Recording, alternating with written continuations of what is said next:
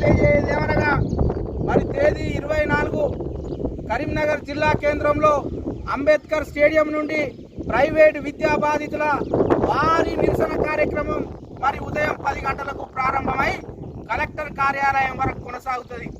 ఇందు మూలంగా మరీ ముఖ్యంగా తెలియజేయదేమనగా మరి ప్రైవేట్ విద్యా బాధితులు ఫీజులు కట్టుకోక ఇబ్బంది పడుతున్న వాళ్ళు, ఫీజులకు దోపిడీకి గురవుతున్నటువంటి వాళ్ళు, ప్రభుత్వ బడుగు కాపాడాలనుకున్నటువంటి వాళ్ళు వీళ్ళందరూ రావాల్సిందిగా కోరుకుంటున్నాం.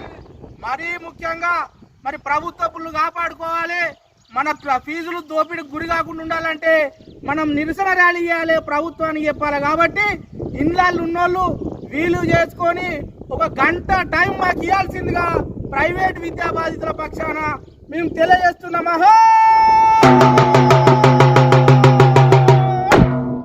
Hi, this is Neha Shetty. Please subscribe to GK News. Hi everybody, subscribe to GK News.